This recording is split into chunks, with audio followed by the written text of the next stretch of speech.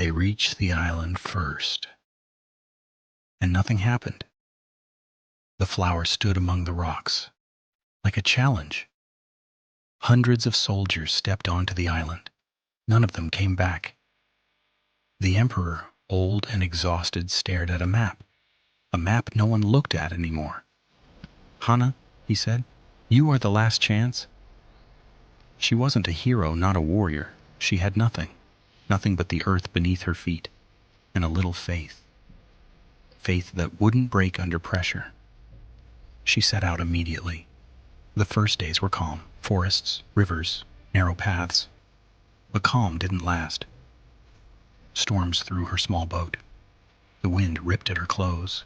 Rocks cut her bare feet. At night, the fallen soldiers haunted her dreams, their eyes full of fear. The warriors had tried with force, arrows, swords. They fell. Their fear turned into silence. The wind carried echoes of their screams. The flower didn't move. It didn't open a single petal. The priests tried with wisdom.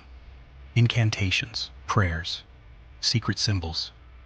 Their hands shook. Their lips whispered ancient words. Some disappeared.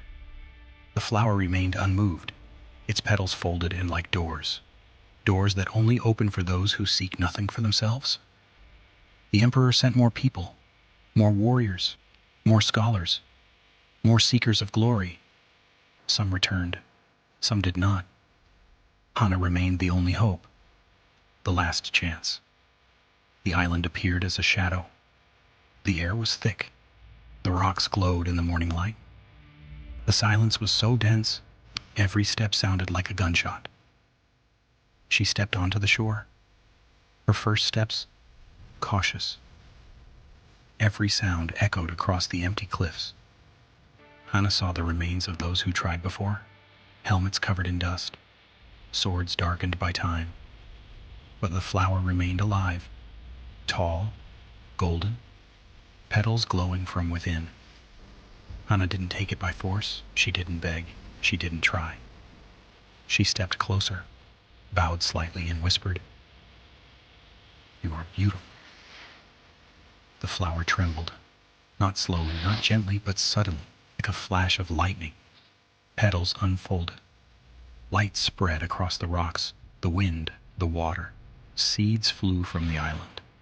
The wind carried them across the world. Since then, chrysanthemums grow among people, not for immortality, not for power, but for those who see beauty. The emperor never got what he wanted. The warriors never earned glory. The priests never found answers. But Hana brought something stronger. Peace, a quiet victory of the heart. And for those who understand, some things cannot be conquered. They can only be opened. When the wind moves through the field and the golden petals sway, the world remembers her name, not as a legend, not as a myth, but as a quiet truth, carried by the earth itself. Because every chrysanthemum that blooms, blooms for her. And the island sleeps again, its light scattered across the world, waiting for the next soul brave enough to walk its path.